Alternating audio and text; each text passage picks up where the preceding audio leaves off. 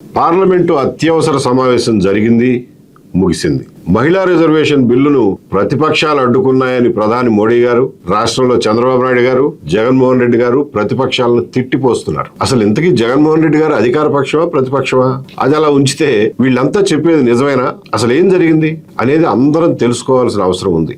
ఎందుకంటే ఇది దేశ రాజకీయాల్ని, దేశం ఉనికినే మార్చేసే విషయం. మొన్న జరిగిన ప్రత్యేక పార్లమెంటు సమావేశం నిజానికి మహిళా రిజర్వేషన్ల గురించి కాదు. అది డీలిమిటేషన్ అనే బిల్లును దొడ్డిదారిన పాస్ చేయించుకునే కుటిల ప్రయత్నం. దానికి మహిళా రిజర్వేషన్ చట్టానికి అసలు సంబంధం ఉండాల్సిన అవసరమే లేదు. కానీ రెండిటికి ముడిపెట్టారు. ఎన్డీఏ, జగన్మోహన్ రెడ్డి గారు కలిసి మహిళల రిజర్వేషన్ పేరు చెప్పి ఒక దుర్మార్గమైన డీలిమిటేషన్ బిల్లును కుట్రపూరితంగా పాస్ చేసే ప్రయత్నం చేశారు. అదే జరుగుంటే రాష్ట్రాల అస్తిత్వం, రాష్ట్రాల హక్కులు, ఫెడరలిజం, ముఖ్యంగా దక్షిణాది రాష్ట్రాల భవిష్యత్తు అంధకారం అయిపోయి ఉండేది. అదృష్టవశాత్తు సమయం తక్కువ ఉన్నా, ఒక పక్కన పెద్ద రాష్ట్రాల్లో ఎన్నికలు జరుగుతున్నా గానీ ప్రతిపక్షాలు కలిసికట్టుగా నిలబడి ఆ బిల్లును ఓడించటం సంతోషించదగ్గ విషయం. ఆ రకంగా రాజ్యాంగం మీద, పార్లమెంటు మీద, ప్రజాస్వామ్యం మీద ప్రజల నమ్మకం సడలిపోకుండా కాపాడారు. రెండు ప్రధానమైన విషయాలను ముడిపెట్టారు కాబట్టి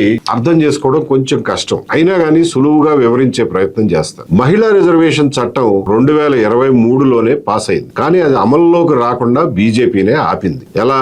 ఆ చట్టానికి 3 తాళాలు వేసింది. ఒకటో తాళం ఏంటంటే ఆ చట్టం అమలుకు తేదీని ప్రకటించాలి. ఆ తేదీ ప్రకటించాల్సింది బీజేపీ ప్రభుత్వమే కేంద్రంలో. రెండో తాళం ఏంటంటే చట్టం అమల్లోకి రావాలంటే కొత్త జనాభా లెక్కలు జరిగి తీరాలి. 2011 జనాభా లెక్కలు పనికి రావు అని చెప్పి బీజేపీ ఆ చట్టంలోనే రాసింది. ఆ 2026 కొత్త జనాభా లెక్కలు కొని ఇప్పుడిప్పుడే మొదలైంది. వచ్చే సంవత్సరానికి పూర్తవుతుంది. మూడో తాళం ఏమేసిందంటే కొత్త జనాభా లెక్కలు అయ్యాక నియోజకవర్గాల పునర్విభజన కూడా పూర్తవ్వాల్సిందే అని కూడా బీజేపీ ఆ చట్టంలోనే రాసింది. కాబట్టి 2023లో పెద్ద ప్రచారంతో అట్టహాసంగా చట్టం చేసినప్పటికీ కూడా అది కాగితాలకే పరిమితమైంది. ఇది మహిళా రిజర్వేషన్ చట్టం కథ. ఇప్పుడు నియోజకవర్గాల పునర్విభజన విషయానికి వద్దాం. మన రాజ్యాంగం ప్రకారం 10 సంవత్సరాలకు ఒకసారి జనాభా లెక్కలు తీసిన వెంటనే నియోజకవర్గాల పునర్విభజన కూడా జరిగిపోవాలి. ఆ పునర్విభజన జనాభా సంఖ్య ప్రకారం జరగాలి. అంటే ఎక్కువ జనాభా ఉన్న రాష్ట్రాలకు ఎక్కువ ఎంపీ సీట్లు వస్తాయి. ఇది రాజ్యాంగం చెప్పేది ఒరిజినల్ గా. ఆ సూత్రం ప్రకారమే 1951, 1961, 1971 జనాభా లెక్కలు పూర్తయిన సంవత్సరం 2 ఏళ్ల తర్వాత నియోజకవర్గాల పునర్విభజన కూడా జరిగిపోయేది. అంతకు ముందు 10 సంవత్సరాలలో మారిన జనాభా సంఖ్య ప్రకారం ప్రతి 10 ఏళ్లకి ఒక్కొక్క రాష్ట్రంలో ఎంపీల సంఖ్య తగ్గొచ్చు, పెరగొచ్చు. అది అప్పటికున్న పరిస్థితి. ఇక 1976లో ఎమర్జెన్సీ టైం గుర్తు తెచ్చుకుందాం. ఇందిరాగాంధీ గారు జనాభా నియంత్రణ ఒక పెద్ద ఉద్యమం లాగా చేపట్టారు. మరి జనాభా తగ్గితే ఎంపీల సంఖ్య తగ్గిపోతుంది కదా. కాబట్టి రాష్ట్రాలు సరిగ్గా జనాభా నియంత్రణ చేయవేమో కదా.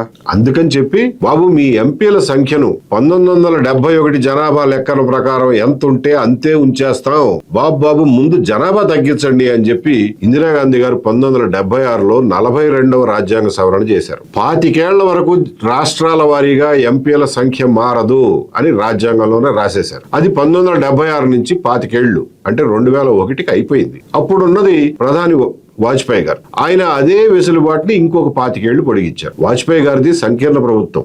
అప్పటి ప్రతిపక్షం కూడా కోరుకుంది కాబట్టే ఆ రాజ్యాంగ సవరణ సాధ్యపడింది. 2026లో దాని గడువు కూడా పూర్తయిపోయింది. ఇప్పుడు నియోజకవర్గాల పునర్విభజన తప్పనిసరి.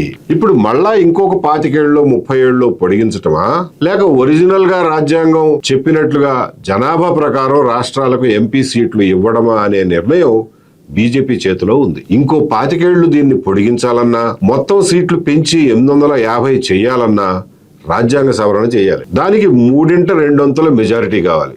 అంటే దాన్ని స్పెషల్ మెజారిటీ అంటారు. అంటే ఈ రెండిట్లో ఏది చేయాలన్నా ప్రతిపక్షాలు ఒప్పుకుంటేనే సాధ్యం. ఈ రోజుకి రాజ్యాంగం ప్రకారం లోక్సభ సభ్యుల సంఖ్య 550కి మించకూడదు. ఒక్క సీటు పెంచాలన్నా రాజ్యాంగ సవరణ 3/2 మెజారిటీ తప్పనిసరి.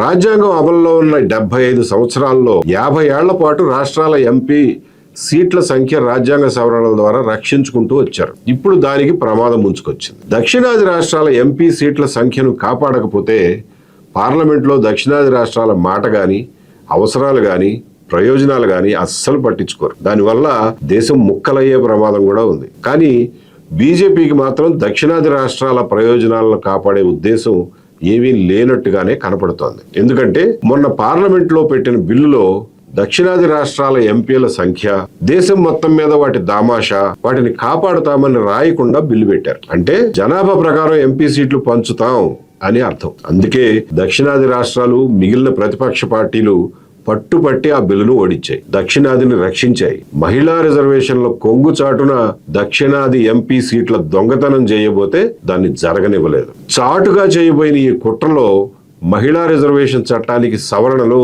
అంటూ ముందు పెట్టారు. అదెలా అంటే, మహిళా రిజర్వేషన్ చట్టం అమలుకు కొత్త జనాభా లెక్కలో అవసరం అని 2023 చట్టంలో రాసుకున్నారు కదా. ఇప్పుడేమో అబ్బెబ్బే అక్కర్లేదు, 2011 లెక్కల ప్రకారమే చేసేస్తాం అని దానికి సవరణ బిల్లు పెట్టారు. అంటే వాళ్ళు వేసిన రెండో తాళం కూడా తెరిచేస్తామన్నారు. కానీ మూడో తాళం ఇంకా మిగిలే ఉంది. డీలిమిటేషన్ జరిగి తీరాలి కదా, అది ఇంకా ఉంది. దానికోసం ఇంకొక సవరణ పెట్టారు. 2001లో వాజ్పేయి గారి టైంలో జరిగిన రాజ్యాంగ సవరణని మళ్లీ సవరించి 2011 లెక్కల ప్రకారమే నియోజకవర్గాల పునర్విభజన చేసేస్తామని ఇప్పుడు ఈ రాజ్యాంగ సవరణ బిల్లులో పెట్టారు. ఒక కుట్ర 100 సవరణలు అన్నమాట.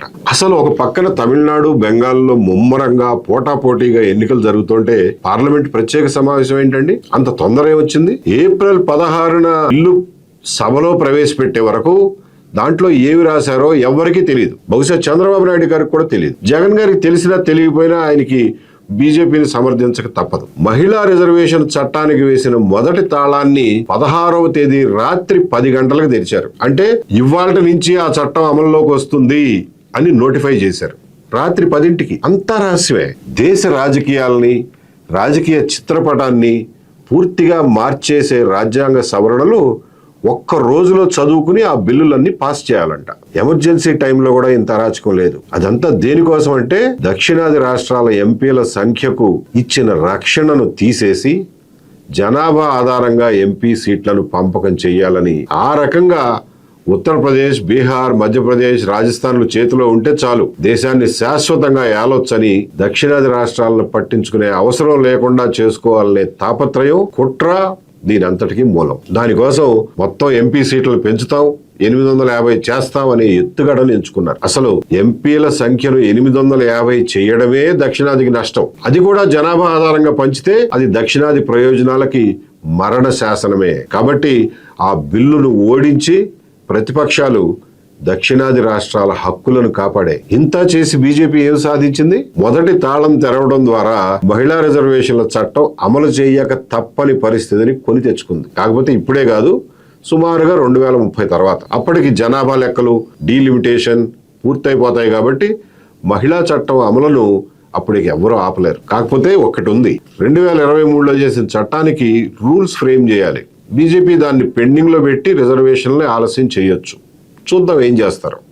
లోక్సభ మొత్తం సీట్లు 543 ఇప్పుడున్నట్లుగానే ఉన్నా, 850 అయినా, దక్షిణాది సీట్లను రక్షించినా రక్షించకపోయినా మూడో వంతు సీట్లలో మహిళలను కూర్చోబెట్టాల్సిందే. సీట్లు 850కి పెంచాలంటే రాజ్యాంగ సవరణ తప్పనిసరి. అది జరగాలంటే ప్రతిపక్షం అంగీకారం తప్పనిసరి. దక్షిణాది సీట్ల దామాషాను ఎలా ఉన్నది అలా ఉంచకపోతే ప్రతిపక్షాలు రాజ్యాంగ సవరణ జరగనివ్వవు. ఆ మేరకు రాహుల్ గాంధీ గారు లోక్సభలోనే ప్రకటించారు. కాబట్టి 2029 ఎన్నికల వరకు దక్షిణాది రాష్ట్రాల ఎంపీ సీట్లు, దేశం మొత్తం మీద వారి సీట్ల దామాషా సేఫ్ గా ఉన్నట్టే. 2029 ఎన్నికల్లో ఎన్డీఏ గనక 3/2 మెజారిటీ సాధిస్తే దక్షిణాది సీట్లు గల్లంతైపోయినట్లే. సరే, ఆంధ్రులుగా మనకున్న సమస్య ఏంటంటే, చంద్రబాబు నాయుడు గారు, జగన్మోహన్ రెడ్డి గారు ఇద్దరూ ఆంధ్రప్రదేశ్ ప్రయోజనాలను గాలికి వదిలేసి ఇద్దరూ కలిసికట్టుగా మరి బీజేపీకి ఉత్తరాది ప్రయోజనాలకు వంతపాడారు. ఎన్టీఆర్ నినందించిన ఆంధ్రుల ఆత్మగౌరవానికి, రాష్ట్రాల హక్కులకు, సమాఖ్య స్ఫూర్తికి తూట్లు పడిచారు. కేంద్రం అనే మిథ్యకు సాగిలపడ్డారు. చేసిన నిర్వాహకం చాలదన్నట్టు ట్వీట్లు, ప్లేకార్డులతో ఊరేగుతున్నారు. ఇది వాళ్ళిద్దరి కుమ్మక్కుకి, ఇద్దరికీ బీజేపీతో ఉన్న పొత్తుకు, స్వప్రయోజనాల కోసం ఆంధ్రులకు వెన్నుపోటు పొడవడానికి ఏమాత్రం సంకోచించకపోయే వారిద్దరి నైజానికి ఇది నిదర్శనం.